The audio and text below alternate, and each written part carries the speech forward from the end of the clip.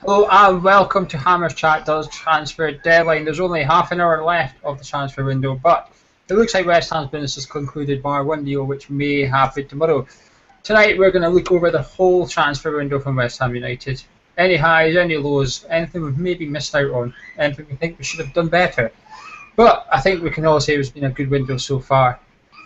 I'm pleased to say I've got Charlie with me tonight. Charlie, thank you and thanks for joining us. You're welcome. Hello. Very briefly, without giving too much away, how happy are you? Mate, very, very happy. 10 out of 10. Fantastic. I've also got Scott with me as well, known as Goatee Joe on the Hammers Chat forum. Scott, good evening. Good evening, how are you? I'm really well, actually. Yourself? I'm fine, thank you. Myself and Red Hammer, we should be joined by Gonzo at some point in the not too distant future, but we'll soon find out. So if someone random appears, it's probably him. If you're watching this, you can tweet us your views on the transfer window. Just direct message us at Twitter at Hammers_chat or on the Twitter. There is a thread. You don't have to be a member to comment. Just join up as a guest and just fire in your comment, and we will read out the most sensible ones, which I don't think we're going to get many of. Now, yesterday, Charlie, we kicked off our last part of the transfer window. The world's most obvious signing happened. It was the world's worst kept secret, but he's finally here. Welcome back, Alex Song. We've got him on a season loan, and at the end of the season, his contract with Barcelona will be expired, but there is an agreement in place for West Ham to then pick him up for free, if you like. How good is this deal, Charlie? Perfect. Literally perfect. Couldn't have been better. We all wanted. I say we all wanted. I wanted him back. He's one of the best midfielders we've had in such a long time. And can you just, we're building such a good team now, and just it's a perfect deal really. And with all his injury stuff, it's better to have him on loan for a season than to give him a 3-year contract and all that business. So yeah, it's perfect. It's perfect. Scott, what were your thoughts when it came out? I think you've been looking forward to getting Alex Song back so Mark Noble doesn't have to play. But let's leave Noble to the side for 1 minute. How delighted were you with Alex Song? I was delighted. He's that player that we've all been speaking about, who can sit in the middle of the park. He can play them balls through. He's perfect, and he's perfect for other things as well. You've got Oxford coming through. Just for him to be around players like that's going to bring him on. Yeah, Sky Sports News did do a comparison between Alex Song and Kevin Nolan earlier. So if you do want a good laugh, have a view of it because it's ridiculous. But today we kicked off. Well, we had Alex Song in the bag, but we kicked off with. There's probably rumours around 4 players: Antonio Moses, Jelavic, and Adebayor. We have signed 3 of them. Charlie, we'll start with your favourite one. You declared this is your dream signing on the last show. It has come true. You have got Victor Moses on loan. How delighted are you about that? We've needed width for a long time. I've been saying it since the beginning of pre-season, really, that we needed more wing players who are wide players. And when you look at all the ones who were possibly available, he is the cream of the crop. I'm a little bit disappointed that his loan move doesn't have a view to buy at the end of it, and that he signed a new contract at Chelsea. But I mean, just signing him now and then going onwards, it's going to be. I'm just so happy. I'm just so happy. It's a perfect signing. I think especially when we saw how we played against Liverpool with the wide players, he's going to be the one to really. I think he's going to really kick on this season and look like we've absolutely stolen a great player. He's only 24, so it is a risk-free deal. It's believed that we do have a permanent signing arranged at the end of his loan for a reasonable fee, around the 8 million mark, but the loan fee will be deducted off that if we do take Chelsea's offer up. However, I'm not too sure about that because Victor Moses did sign a new deal at Chelsea last night, and I'm looking forward to getting Gonzo's view on this because he was dead against another signing we made this summer because of the way it happened. Scott, Victor Moses, I've not really spoke to you too much about it because last time we spoke about it in the past, it's only been rumours and it kind of gathered pace very quickly over the weekend. Are you happy to see Victor Moses here? I'm made up with this one. I watched him in pre-season for Chelsea as well, and just throughout his career, he excites me. It's not very often in life that I smile, but I smiled today just to be able to get him in. Again, just another person that can give us width. He can play in the middle. He's just so exciting on the ball. Yeah, what an addition. What can you say about him? Yeah, I think Pedro arriving kind of sealed his fate a wee bit. If you wanted football, you had to go. You wanted to stay in London. There was only so many clubs coming in for him. It looks like he rejected Tottenham. It's pretty certain that he rejected Tottenham to come, so I think he's already in the good books from most West Ham fans. So cheers for that, Victor. You will sure to get a bit of extra leeway with that one. Another signing we did quite early on today was a striker, Jelavic. Again, no secret. Everyone thinks it was between him or Adebayor. Charlie, before I speak about Jelavic, if it was between one or the other, has the board made the right decision? Yes. Yeah, Adebayor, well, we've spoken about it before, but I think, with his track record of kicking off whenever he's not in the team and not getting his own way, with the wages he's on, and the fact that, I don't particularly think we need another big name striker right now. I think we need to really see what Sakho can do and what Valencia can do when they're given time, even though Valencia's injured, obviously. I think Jelavic is the best deal in all aspects. Scott, are you happy to see Jelavic here? I am. He's the manager's choice, which excites me. That he wanted him. He's worked with him before. So, although I don't know a hell of a lot about him, that excited me. As in, if the manager's wanting, it's not come from the board. As in, this is a striker that you're going to have. He's actually gone out there and got him. Yeah, to be honest with you, not long ago, when his name first popped up, I actually forgot Bilic had him at Croatia. I don't know how I forgot. I remembered the Tony Henry link with Everton, and it wasn't until someone had said, "Oh, the Bilic link's there," and I thought, right, okay. And when I first heard about it, this is not the type of player we want. This is the type of player we've been trying to get out of the club, the one that's at the wrong age of 30. He's not quite been on top form at Hull, has he? He's had a bit of injury problems. I thought, what are we doing? But the more I thought about it, the more it made sense. It's a 2-year deal. We do have the option for another 2 years. I would like to think, coming the end of the 2 years, we will not need to activate that and keep him on until he's 34, I hope. But I think it's low cost, isn't it? It's, like you said, Bilic knows him. The one that we announced not that long ago, just a matter of hours ago, but again, I think this was nearly everyone's priority. I think this is the one everybody really wanted, despite not a lot of people know that much about him. I personally don't know that much about him. I've had to go by what people say in the forum and people that I know. Besides Antonio from Nottingham Forest, despite there being a hiccup in the middle of the day with the fee where they wanted more of it paid up front, but it looks like we caved to that and gave them it. Scott, we'll come to you first on this one. Do you know a lot about Antonio? And be honest. If you don't know, just say you don't know. No, I know a little bit. I have followers on Twitter who are saying that this lad can play. He can be a bit of a diva from time to time if he's not getting played. But so I went onto YouTube and had a look, and he gets they said he gets a lot of goals from he comes in from the wing. He can use his head. If you have a look on YouTube, he can use his feet. He's excited. And I think that's the kind of play that we're looking for now. To be able to get down them wings and play fast football. And I think that's the way that Bilic is going. So, yeah, I know quite a bit about it. Well, if you guys at home know about Antonio, let us know, because I know nothing. You can go on the forum at Hammerschat. Go on hammerschat.com. There is a link there for the forum. Go on there and post your views on the deadline day thread, and we will read out the sensible ones. Or you can tweet us at @hammers_chat with direct messages, so it's easier for me to find, and I'll read them out as well. Charlie, Antonio, do you know a lot about him? No, I don't. I know a little bit, like Scott said, because I looked into him when we were linked to him. I didn't really watch much of Nottingham Forest last year, so I looked a bit into him. He was sort of regarded as one of the best wingers in the league last year by a lot of people. He scored a lot of goals. He got a lot of assists as well. He's quick. He's strong, which is sort of. But really, those are, especially the strength one, is a big attribute to jumping up a league, because it's a lot different attacking defenders from teams like Wigan, places like that, than it is to attacking the likes of Chelsea and people who will just like bat you away if you're even nowhere near ready.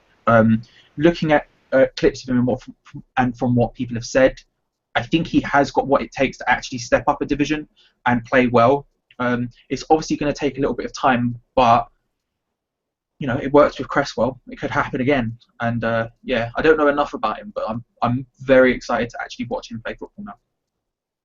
Yeah, I actually prefer to see us take a punt on the lower leagues than Johnny Foreigner from abroad. It's an expensive punt, but I think the board did try and spread the costs, etc. Just in case it didn't work out, we were paid all of it. Fair play to not spot us, but they're in that tricky situation where they've got a transfer ban, so they can't go spend their money, so they have to make sure they're getting the most from it, the deal. Matt Jarvis is still at the club for now, but Scott, do you think this Moses and Antonio might say cheerio to Matt Jarvis and he might end up going out on loan to a championship club? I think a loan would be a fair decision for him, so that he can go out and learn his trade a little bit more, and get some games. I think that would be a fair decision from us to allow him to do that. Learn his trade, I'm not sure about that. He's not exactly a young player anymore, Charlie, do you agree with that, or do you think if we're going up a level, Matt Jarvis is unfortunately the type of player we're going to have to be cutting free and saying, find yourself another club, son? I think it's not maybe learn his trade as opposed to find his trade again. Because we all saw how good he was when he came into the Premiership with Wolves. And just there was that match where he scored against us and he absolutely obliterated us.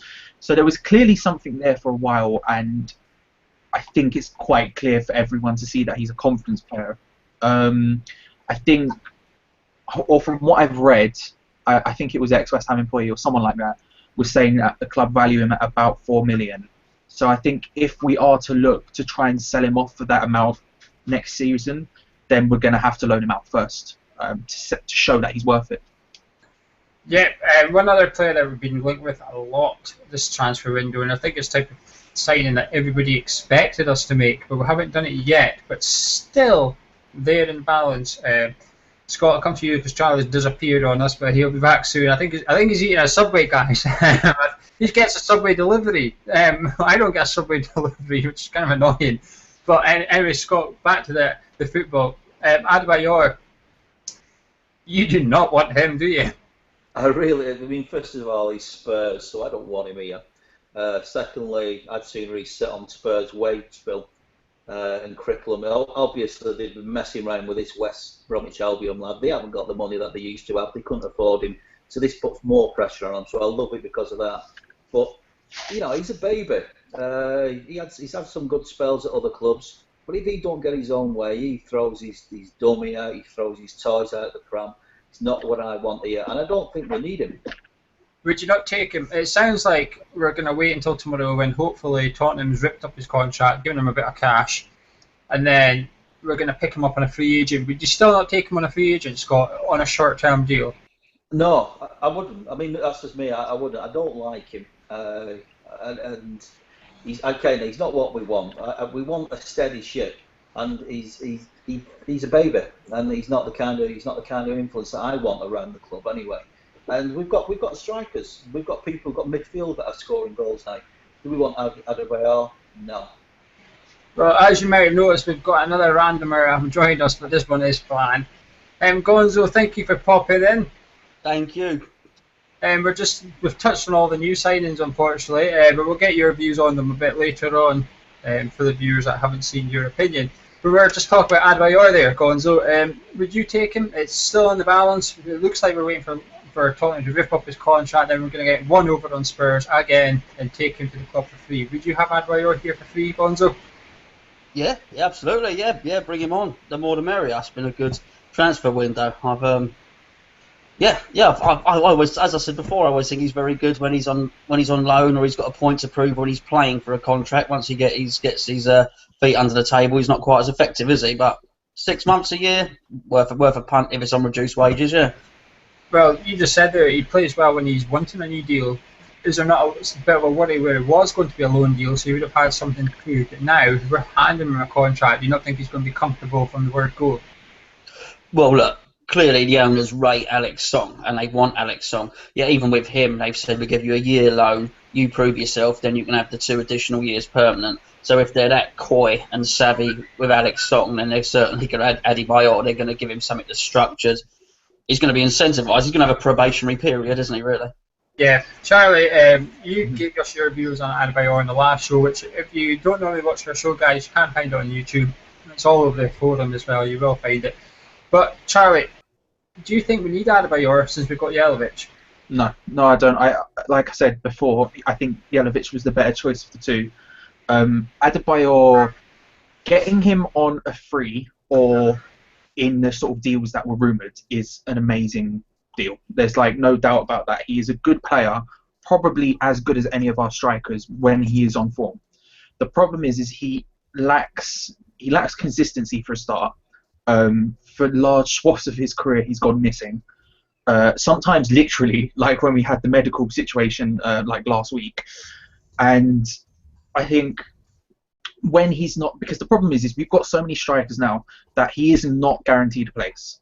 And when he's not guaranteed a place, he's kicked off multiple times at multiple different clubs. And I think, do we really need that around the squad at this time? No, not for the amount of money that it's rumoured for. Yeah, Gonzo, we were just talking about Victor Moses there. Now, we're going to link this into another signing from the summer that happened earlier. But you did not like the Jenkinson deal because he signed a new deal with Arsenal, we took him on loan. Victor Moses signed a new deal with Chelsea, we took him on loan. Is this the same thing for you, or is it a bit different? Well, purely from a financial point of view, it's exactly the same deal, isn't it? You know, so it's a 1 year loan. That's all he's gonna be. Chelsea have got this sort of system where they sign up youngsters. Well, he's not a youngster anymore, is he? But they sign up players over a long period of time, and they basically loan them out. I think they possibly have as many as 20 guys out on loan each season. I don't have as big a problem with Moses doing it because Moses, it's a bolt from the blue anyway. My problem was Jenkinson had spent the whole season with us. He was cast, he's the Essex boy and this, that and the other, and he was meant to be, he said all very nice things about West Ham. I just thought it was a perfect opportunity for him to run his contract at Arsenal down and then come back to us and show a bit of goodwill. The fact that he's signed with them shows his heart's not in it. If Moses is just purely coming on a 1 year loan, then I don't really see a problem with that. It's the fact that Jenkinson signed the deal a year after being with us, then decided to come back to us. It was just all a bit wrong, really. Yeah, and what's your thoughts on Antonio? Do you know a lot about him? Oh, yeah, I know a lot about Antonio, yeah. Well, would you care to share? That's the point of the show. Antonio was born in Wandsworth. Antonio started his career at Tooting and Mitcham United Juniors, aged 12, and remained there for 6 seasons. The juniors team was independent from Tooting and Mitcham United, where he signed for at the age of 17 years. He made his debut for the club at Hendon at the age of 17. Would you like me to carry on? Gonzo, you're on camera. We can see you reading off his Wikipedia page. You do know that, right? Well, maybe the other people can't. It's worth a go. Sound knowledgeable. Well, this show was going good until you appeared. We had quite a strong first 10 minutes. We're thankful for that. Scott, I'm going to put the pressure on you now. We're going to look at the transfers that's been done before the last couple of days, and we're going to start with the very back of the pitch, our keeper situation. You were highly critical of Randolph. You hated him. Do you still think? Are you gutted we never got Robert Green, or do you think the board's done the right decision to put their faith in Randolph, Scott? I think where I was coming from was looking at his pre-season. He was very flappy, and although you could say the 4 goals that he let in his first match could have been, it wasn't his fault and this, that, and the other, he'd still let 4 goals in. If I was going to pitch Randolph against Green, I'd go with Green every time. I think Green would put more pressure on Adrian to up his game. But having said that, I won't hold my hands up. I'll hold one up and say the lad did okay. He's not got 2 hands off me yet. Yeah, that's fair of you. I was kind of the same. I was a bit on the fence. We've got a comment here from Who Dares Wins, who is an ever-frequent guest on the forum. You should just sign up. If you're watching that, just sign up. He says, to be honest, that he doesn't get the Jelavic signing. He says he knows he's super cheap and strangely available, but he thinks he's an aging journeyman, and he thinks we could have maybe looked a bit better. He's mentioned the Wolves striker Afobe, who joined from Arsenal in January, so he suggested him.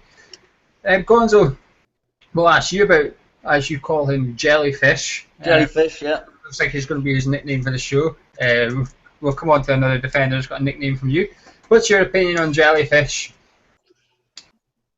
He played at Rangers, didn't he? He was quite good there, and I think we were linked with him at that point, but for whatever reason, it never happened. He's coming because there are no other options, really, hasn't he? He's come in as a bit of a make weight to kill a bit of time while Valencia gets back to fitness, Zarate gets back to fitness, Carroll, and all that sort of thing. I'm not really expecting big things from him, but we needed squad cover. It's quite an uninspiring signing, but I do understand why the board did it. He's a Croat as well, isn't he? So he's worked under Bilic, and as you said in the last podcast, Tony Henry scouted him when he was at Everton. So I guess he ticks the boxes. The only thing I would say is I've been watching the system so far, and you need a bit of mobility. It seems Sakho's been being pulled right and left, and he doesn't seem the most mobile of players. So I'm not sure how he'll fit in. Maybe he'll play as a 2 or something like that. Well, actually, I'll just come into that because I think at home we could do with someone just to stand up front. I think against Leicester and Bournemouth, they made us ask questions, and we couldn't do it. There was just we got to their third and just stopped. We didn't know what to do. And like you said, Sakho was going left to right, but there was no space or nothing. And I think Jelic could be a type of player to look at play at home, where away from home, I think we need a different tactic altogether. And I'm afraid, surprised if he's on the bench when we're going away from home, unless it's like a bottom side that we can just throw everything on. Charlie, I'm going to come to you now. So, Ogbonna, Bongo, has he impressed you so far? Are you happy we've got him? I'm very happy. Yeah. You don't play for several years at Juventus without being a decent defender. You know. He made a few mistakes, especially early on, which is really to be expected because he's coming into a defence which he's never seen before, and that sort of central defensive link is incredibly important. He obviously had that occasion as well where he came off early, 35 minutes. We all know what happened there, but you know, I think when you look at over the course of maybe this entire season, I think having Reed and Ogbonna together in defence is a really, really good central defensive partnership, like properly good. And I think it also shows, you know, we've been bringing in defenders like James Collins, whom I love. I'm not saying anything bad about him, but Ogbonna's a different type of defender. He's more about passing the ball out and starting the moves as opposed to just hoofing it straight up the pitch. And I think it's a really good statement of intent to show that even when we're at the back, we're still looking to sort of bring back that passing style that we lost under Allardyce.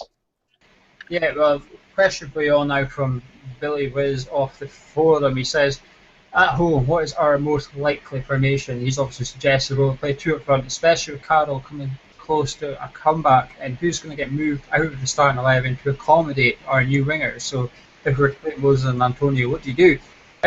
Scott, I'll start with you and put you on the spot. Fire away, home formation.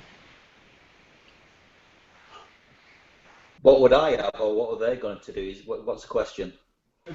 Both, I suppose. What would you do, and what do you think Bilic will do?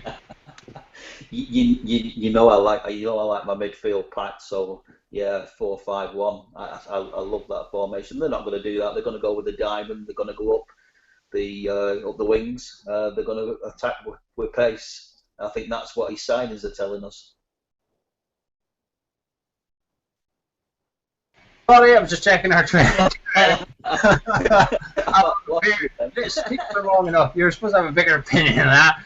Gonzo, same question to you. Billy wants to know what we're going to do at home. With Andy Carroll coming back, do you think we're going to have to look to accommodate him and the wingers, or is it a case of stick with our winning 11 and then when there's a space or we're not performing, then you get in? Well, they brought flexibility now, haven't they? So we've been playing narrow in midfield with the width coming from the fullbacks. He now has a backup plan, doesn't he? So it's going to be difficult. We've signed so many players, and it's really been a good window. It's going to be difficult for anybody to sit here and predict what the starting 11 is going to be. We can all have our favourites, but I think he's got the choice now to go wide, and that's what we needed. And he's got a bit of pace there, so that's really good. As far as Carroll's concerned, I don't know. I mean, I really don't know. I fear for him. He was very much Sam's man, wasn't he? As we've said. So it depends how how welcoming he's going to be, Bilic is going to be towards him, and is he going to sort of integrate into the system? And we've got the same thing I just said about mobility from the forwards. Carroll is not a mobile striker, but it's one hell of an option if you've got two wingers. I haven't seen the guy Antonio play at all, but if you do have two fast wingers that can cross it, then it's a hell of an option to have the big fella in there. Charlie, is that what you're looking forward to? When we had Carroll up front, I thought he was starved of service last season when he did play. And I thought he did quite well, considering he was getting balls launched from James Collins of all people, with Kevin Nolan huffing and puffing coming up behind him. Are you looking forward to having Andy Carroll, the big talent man up there, with some actual support and some decent service? I am, and I think what I'm also looking forward to is the fact that you've asked 3 different people now what their opinion on what their starting formation should be, and it's now 3 different answers. We actually have that depth and options to, change things up as and when we need to, depending on opposition, depending on situations during matches. I think, for me, I look at it, and my dream partnership up front at the moment, obviously one of these people is injured, but would be Sakho and Enner Valencia in a sort of diamond formation. So 2 up top, and it'd be Sakho and Valencia. But when you look at Andy Carroll, I think, especially in the early months of him coming back, or weeks I should say, I really think he's going to be probably the best impact sub in the league, maybe. I mean, you look at, can you imagine like 70 minutes gone? Like we've had, say, Antonio or Sakho or whoever just sprinting at them, tiring them out, and then all of a sudden Andy Carroll comes on and just completely obliterates them. Like, it's such... I think we've got so many good strikers now with different qualities. And I think... I think we can afford to change it up depending on opposition. I think that's a brilliant thing. Yeah, it's going to be a headache for Bilic anyway. I just worry he's maybe got too many players, and sooner or later some are going to get a bit pissed off if they're not playing, and he's going to find it hard because he doesn't have the Europa League, and that's maybe where he would have had the game time for everyone. But because he sacked that off, and he's got to go for the cups now, I think. I think he's really got to make these cups work in order to just try and get some extra game time for all these players and keep them all happy. We've got a couple more comments off the forum. Abbott has said it's worth signing Adebayor just to see him run up to the Tottenham supporters and celebrate when we score. Something we all went to see. I still remember his celebration he did for Man City against Arsenal, where he literally ran the length of the pitch just like on his knees. I want that to happen at Upton Park. Abbott also said Yellow Witch rejected us for Everton. Is that something we have to remember, Gonzo? That he did reject us for Everton when coming down to England from Rangers? I don't know. I'm just thinking that Abbott's come up with Yellow Witch, which I'm wondering if that is better than jellyfish. You know what I mean? I don't care. I don't care about all that. He's going to be a bit part player, isn't he? So I'm really not bothered about such things. I like to see a bit of loyalty from Noble and Tompkins and people like that. But listen, I really don't expect it from a Croatian journeyman who's cost a couple of million quid from Hull. I'm going to struggle because he used to play for Rangers. I'm going to struggle to support all. I'll get behind him when he's clattering blue, but as soon as he has a bad game, I'm going to be sitting here at my computer booing, remembering his Rangers day. I think with the Everton thing, I think with the Everton thing, it's a bit different when someone has the choice between 2 or 3 clubs and they don't choose your club, as opposed to they have the choice to stay at your club and then leave to go to a different one. I think they're 2 different situations, and I think especially when he did move to Everton, I can't remember whether it was the season we went down or the season we were in the Championship. Let's be honest, you couldn't blame him for going to Everton at either of those times. Well, what's worse, Charlie? What's worse, choosing to leave once you're there or choosing not to go? Choosing to leave once you're there, I think, is worse. I think you look at people like, you could say like Bilic going to... What's worse, Jelavic going to Everton when he was at Rangers or Bilic going to Everton when he was here? Which one's worse? Oh, Bilic, yeah, definitely. Turncoat. Judas, get him out. That's a fair point, actually. It is a fair point. And you guys want to know you guys want to let us know what you think, just direct message us at Hammers_chat or pop on the forum. We've got another comment from the forum. Gonzo's going to cringe as soon as I say it's from Herbie Hamber. He's going to be thinking, oh no, what's this? And Scott, this is probably for you. He said he wants one of us to drink champagne from a stiletto. Now, I don't have any, but I'm going to assume you might. So if you go get your champagne and stiletto and start drinking, that'll be good. Scott, what signing are you looking forward to seeing most progress over the season? I think we've all got our favourite one at the moment. I think it would all be the same, so I'm not going to ask that. That's boring. But who are you looking forward to seeing the most on the pitch and getting plenty of game time in our beloved claret and blue? Mine will be Moses, but I can just go back a little bit. When you were talking before, the signings that we've got, what I've been wanting from us is to be able to change things. I've said, rather than wait till half time, I think we've got a coach now that can change things, and I think he's got the personnel now to be able to change things. On the pitch and to change our shape and the way that we approach our game. But Moses, for me, will open up a lot of space for us, allow our strikers a lot of space. I think it was Gonzo that was talking a few weeks ago about having somebody that can put them key passes in. And for Moses, from what I've seen of his career, very, very exciting. I said I don't smile that often, but today when he signed for us, I smiled. The mist he thought I was having an affair or something. I think you were just smiling because we didn't sign anybody. The hate is real. Charlie, what about you? What player you wanted to see the most that was signed? Who really gets you excited? I think we know what Payet is capable of. We know what Moses is capable of. I think the one I'm most excited about seeing how they progress and what actually happens with them is Lanzini. And I think he's someone who, before he came, we were told that his biggest problem was his consistency, and he'd never found that consistent form wherever he's been to really step up a gear to the next level. And I really hope that he finds it here, because I thought we saw against Liverpool just how good he can be. So yeah, I think looking at it from that perspective, I think Lanzini, yeah. Yeah, Herbie has now commented on my haircut again.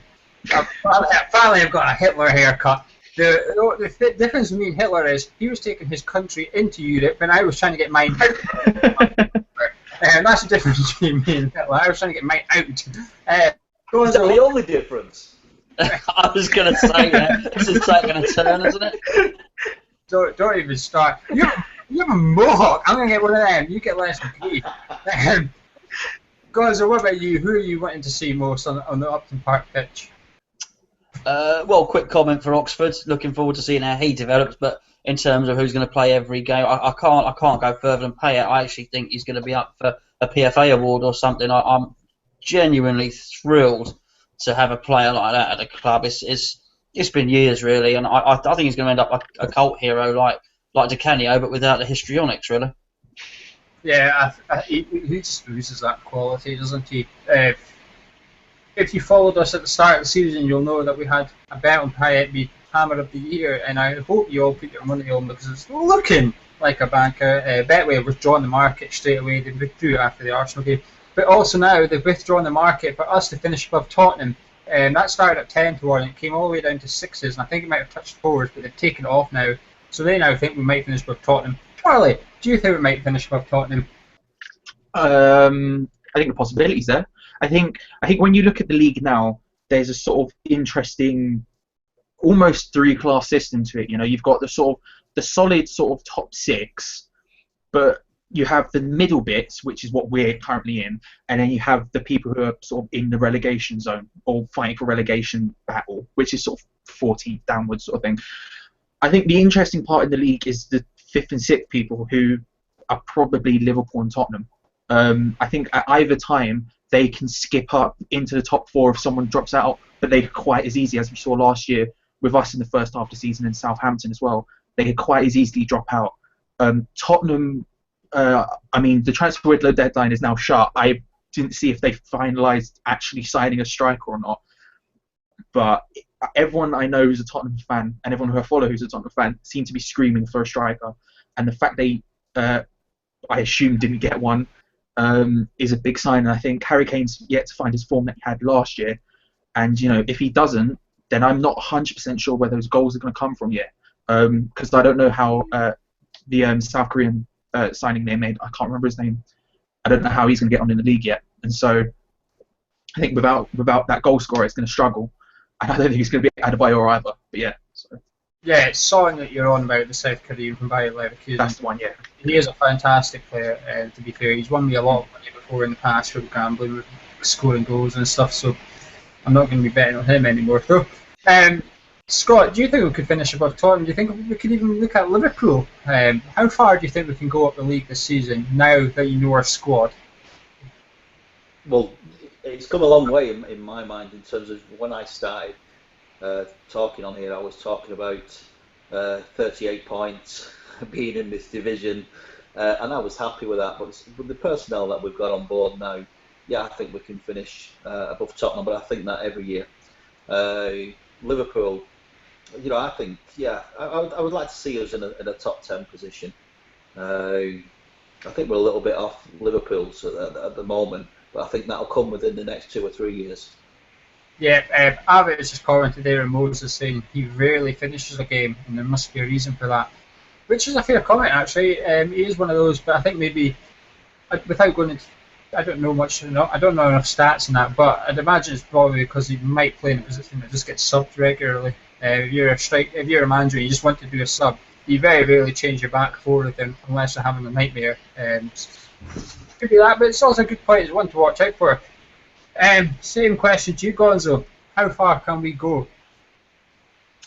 I don't know, but the question, obviously, about us and Tottenham is a pertinent one. I'm just looking. Sorry, I'm looking here. I'm not being rude. I'm looking at the telly. I'm just seeing if any last-minute deals have gone through, and I can't see anything for Tottenham up there at all.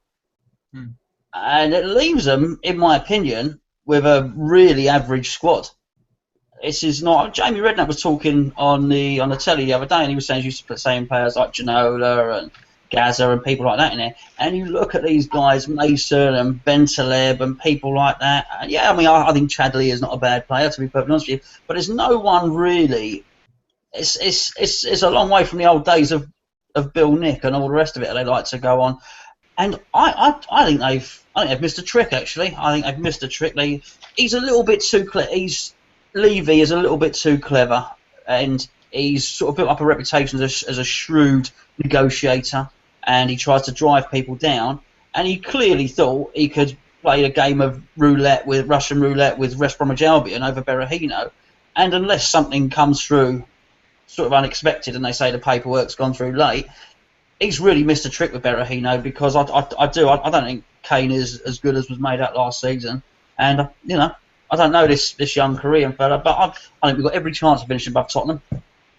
Just so you are aware, teams do have until 8 o'clock to complete any transfers, as long as there's a certain form they have to fill out. I think it's called like a deal form or something. As long as they fill that out before 6 o'clock, they've got until 8 o'clock to finalise a transfer. But obviously the initial part has to go in before 6. So I wouldn't bank on anything until the announcement comes at 8 o'clock. And you know what, likes of Arsenal and that are sneaking through a transfer and getting announced a day later somehow. Arshavin, I think it was, popped up a couple of days after no shot, so I don't know how that happened. But yeah, I think Levy's not only got a reputation for being a shrewd businessman, he's got a reputation for being a lot of other things. Be careful. Well, I won't mention on here, but I think you're right. I think he thought he'd play hardball. I mean, Pulis had kept Berahino out the last couple of squads, and I think if I was Pulis, I'd be a bit mugged off, because he's taken him out of the squad to try and build a team without him, and Spurs haven't come in with the money. But you see, I think we could finish above Spurs, but I'm trying not to get too carried away. I'm still aiming for a top half, and I'd be delighted with a top half. Billich just has to build the foundations. Charlie, what do you want to say? I think A, sorry for eating Subway while we record. B, I think it's better to say, or better to word it in, Tottenham are more likely to finish below us than we're likely to finish above Tottenham. I think the only reason I think we could finish above them if they have a poor season by their standards. I don't think we're going to get 6th or 5th just yet. That's how I think I should word it. I just want to make that clear. I don't think you should word it like that at all. I've not got a clue what you said. Something about us finishing below Tottenham instead of that. Not the same thing. I mean, Tango's. Have you seen him plug-in? He's been Tango's. It's Fanta, not Tango. B, what I'm saying is, I think that we're more likely to finish above them if they have a bad season than if we have a good season. I think if we have a good season, we could be looking at 7th, not 5th, is what I'm saying. If Tottenham have a bad season, they drop down. I'm saying it's reliant on Tottenham rather than us. Basically, what I'm saying is we're not as good as Tottenham yet. I'm sorry, but that's what I'm saying. But I'm trying to think. I'm trying to think of a diplomatic way to word it. Basically, your answer is yes. We may finish above Tottenham. Gonzo, Abbott wants to know if your TV's on the ceiling. It's quite high. It's quite high. I did wonder where you were looking as well, but that's Abbott for you. My house is made mostly of plasma. Well, that wall is anyway. We did do another signing earlier today.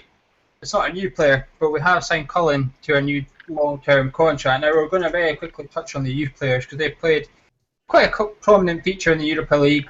6 of them on the bench, but signed Cullen.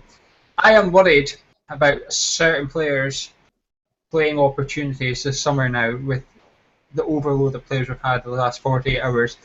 Gonzo, are you worried, or do you think it's just a really good opportunity to send them out on loan? I'm not half as worried as I was in previous seasons. I think now, whatever happens, whether they get game time, whether they go out on loan, I do now think we've got a structure and we've got a plan of what to do with these young players. I think that I saw the news about Cullen signing the deal, and I was instantly pleased. And I did actually think, do you know what? That's great news. He really does have a future at the club. He's talked glowingly about Bilic, and he's been just as effusive about Oxford as well. And just said, you know what? He has been noticed, and they're going to get a chance. So yeah, I mean, great if they can go out and go to like Jermaine Defoe did and went to Bournemouth for 6 months and scored loads of goals, or I think Lampard went to Preston, didn't he? And so if they can do that sort of thing and they can learn their trade and then come back, then absolutely brilliantly, fantastic. Yeah, and just before we finish, we've only got 10-15 minutes left. Tans has asked us what our formation is. He's given us about 3 teams already in the space of 5 minutes that he would play. But we're all going to agree on the keeper, so I'm not going to go into that. We know there's a left back. We know our right back, Jenkinson, eventually would be a strong 11. Debate whether he'll play as Newcastle or not is for the other show that will be coming next week. But our centre back pairings, I think we'll all agree Reid is one, correct? Mm-hmm. Gonzo, who would you pair with Reid? I don't know. I thought we were going to sort of do it by committee, really, and then everybody will say, oh, because you've just decided who the right back and left back is, and you've told us we're all agreed on the centre backs. Right. Hey, you're just reading Tans's team, aren't you? Come on. Anyone? Would you have a different keeper than Adrian, a different left back than Creswell, and a different right back? He wants to get rid of Jenkinson, is what he wants to do.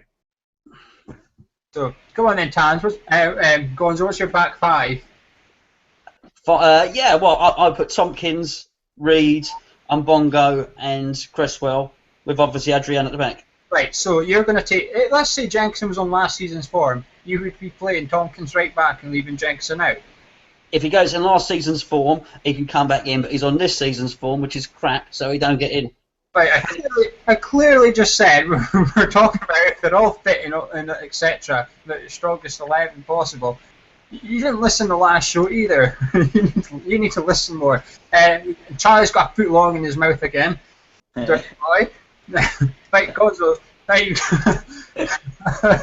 Scott, what's your back 5? I'd go with Gonzo. Just based on the lad's performance last year, he can come in, but this year he hasn't done it. We'll come to Charlie once he's finished. Right, I got it. Have you swallowed, or are you going to spit? Do you know what? I've been trying to be polite. I left to go and get the thing from the door when it turned up, but it's slowly being applied. Don't worry about it. Huh? He got in touch with me before to say he was having a foot long without salad. So I said, is that a foot long of meat? Right, come on. Well, Charlie, you eat again. You can't answer now. Yeah, I can. Adrian, Jenkinson, Reid, Ogbonna, Cresswell. Well, I'm different to that. I would actually have Tompkins ahead of Ogbonna for now, actually. I would like to see Ogbonna deserve his spot. He's done nothing wrong so far, Ogbonna. and I think he is going to be good. But I just really like Tompkins, and I think he's still got another level to go. And I think we need to help him unlock it, if you like. I think he's got the potential to be really, really good, James Tompkins. The midfield, we're going to play midfield 4 just because of the amount of players we've got up front. Gonzo, what's your midfield 4? We'll have Song, Kouyaté, Noble, and Payet. We'll make out it's narrow. His wingers is different, isn't it? But we'll make out it's narrow. So no Obiang. I didn't say Obiang, did I? No. No, sorry. It's Charlie. He keeps eating and drinking. It's putting me off. I can't focus on my team. Yes, it's me who's keeping you from not focusing. Well, I've been thoroughly professional, so I don't know who you're referring to. Charlie, what's your midfield 4? Song, Kouyaté, Noble, Payet, midfield diamond 4.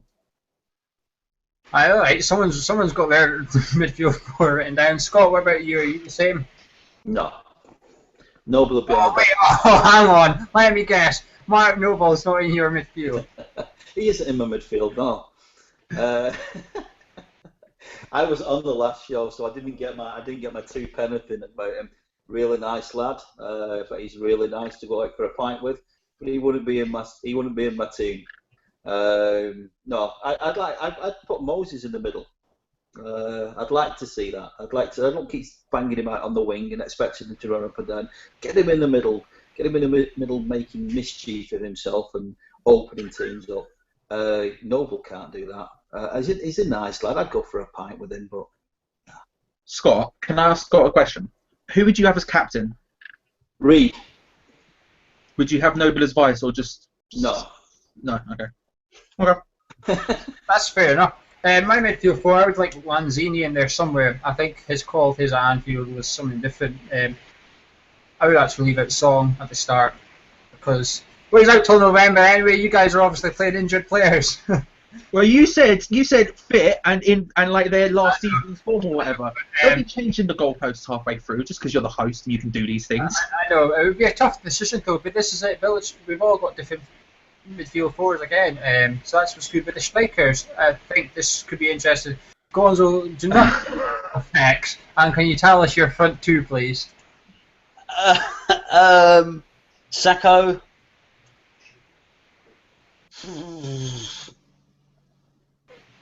Sacco and Zarate. Sorry to be boring, fellas. Oh no, Scott. Zarate. It has to be Sacco, but I am looking forward to seeing if Carroll comes. In the past, Carroll comes on, we all know what's going to happen. The long balls comes in. We don't play like that anymore. So when Carroll comes in, I'd like to see what kind of position he's going to be playing for us. And Charlie, what about yourself? Enna Sacco. Enna Valencia. Yes. Yeah. Look at their partnership last year. They work together well. One goes when one's in the centre, the other one drops off, and it shifts from side to side. Enna Valencia and Sacco, we've seen it too often this season. The ball goes forward to Sacco, and he's completely isolated. And the joy of what happened at the beginning of last season was, both of them had the work rate and the speed to keep up with each other. Both of them would support each other. When one dropped off wide to collect a ball, maybe the other one stayed central, and we always had that option. And so I think starting, it would be those 2 for me. It's Carroll and Sacco for me, and I cannot wait to see it with the right midfield behind them. I would just keep Carroll central and let Sacco go either side he wishes, and just drag those centre backs about. If he can get those centre backs out of position and let Carroll go 1-on-1 against a centre back, he will absolutely annihilate them. Anyway, guys, that's coming to the end of the show. So, who's your number 1 transfer we've got? Who are you most impressed with today? Out of the 4 that we've signed, well, let's say we've signed Song today. Charlie, Song, Antonio, Moses, Jelavic, pick one. Moses. Scott. Moses. Gonzo. Song. Antonio for me, purely because I don't know what he's got to offer, and I cannot wait to find out. Charlie, 10 out of 10 for the board? For the transfers, yeah. This is probably one of, if not our best transfer window ever. Charlie obviously knows what we did transfer-wise back in the 1920s. Mr. Monaco, the board 10 out of 10. Absolutely splendid. Is that supposed to be Scottish? Yes. Where's Sporty Mama? She's a fine filly. Jesus Christ. Oh, no. And I'm the unprofessional one, apparently. It's me. And Scott, the board, 10 out of 10 for you. It has to be. From them taking over us, the business side of it, they've got us straight now and they're building on it. They've done it the right way, right from the foundation up. So yeah, 10 out of 10 for me. Well, fantastic. Thank you very much, guys, for joining us tonight. Thank you to you three. Remember to follow us on Twitter at Hammers_chat. Remember to subscribe to our YouTube channel and, of course, pop onto the forum. Thursday night we will have a show of unseen footage from our episodes as past, which is good viewing. And we will be back next week with a preview of the Newcastle game. As well as that, we've also got 2 tickets to give away by Sporty Mama, Gonzo's friend. It's on the forum and we will tweet out later tonight as well. So thank you very much, Charlie. You're more than welcome. Thank you very much, Scott. Thanks very much. And thank you very much, Gonzo. Thank you. Good night. See you.